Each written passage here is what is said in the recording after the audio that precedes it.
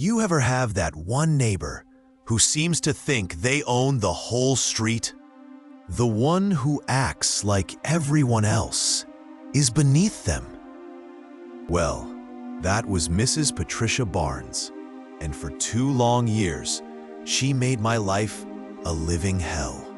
But she never expected that the quiet guy next door, me, would end up being her biggest nightmare. When I first moved into my dream house, I thought life couldn't get any better. A quiet neighborhood, friendly faces, and a backyard big enough for my dog, Max. Everything was perfect until Patricia introduced herself. From the very first day, she had an attitude. "You need to trim those bushes. They're too close to my fence," she said, arms crossed, without even saying hello. But it didn't stop there. Within the first week, she complained about Max barking. Mind you, Max only barked when someone came near the gate. And she accused me of parking too close to her driveway. Then she said my trash bins were ruining the curb appeal of the street. I tried to be nice. I really did. I moved the bins. I kept Max inside more often. I even parked across the street, but nothing was ever good enough for Patricia.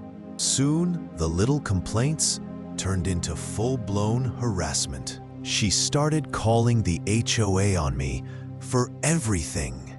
If my grass was even an inch too long, she reported me. If I had a package left on my porch, she complained that it lowered property value.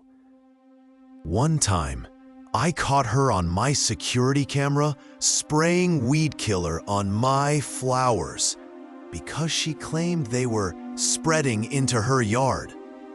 I wanted to confront her, but every time I tried, she played innocent. Then came the worst part. She started spreading rumors around the neighborhood, telling people I was renting the house illegally, that I was keeping dangerous dogs, and then I was planning to Airbnb the place to strangers. People started avoiding me, and all because of her lies. I was furious, but I kept calm because I had a plan. The last straw came one Saturday morning. I was hosting a small barbecue for friends. Nothing big, just 5 people, music at a reasonable volume. Out of nowhere, Patricia storms over screaming about the noise. Before I can even explain, she calls the police on me.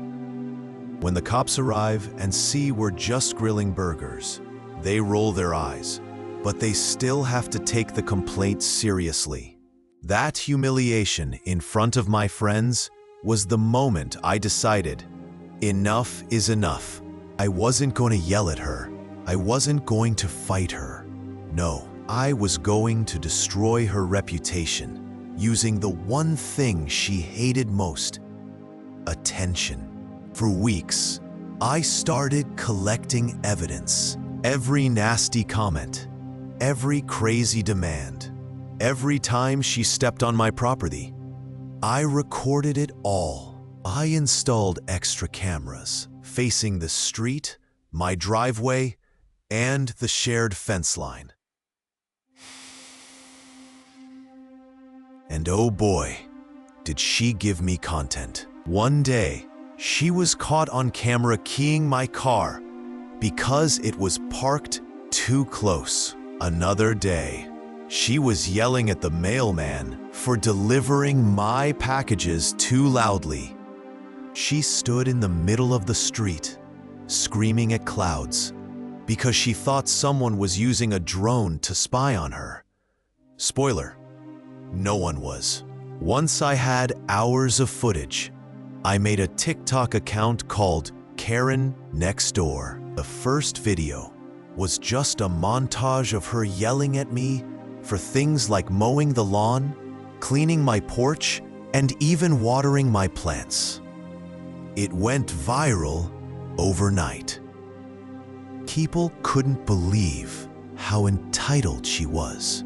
The comments were brutal. This woman needs a hobby. How does someone live like this?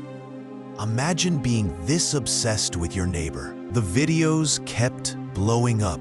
Within a month, the account had 500,000 followers. People were making memes about her, reaction videos. Even news outlets started picking up the story. Neighborhood Karen goes viral. Trisha, of course, had no idea until one day her boss saw the videos. Turns out, she worked in real estate, and being the face of neighborhood drama wasn't exactly great for business. She was fired. Then the HOA started getting complaints. Not about me, but about her. People said they didn't want to live in a community with someone who brings bad publicity. They fined her for harassment, and word is she had to put her house up for sale. The last time I saw her, she was packing boxes into a moving truck. She didn't say a word to me, just glared with pure hatred as I stood on my porch, smiling.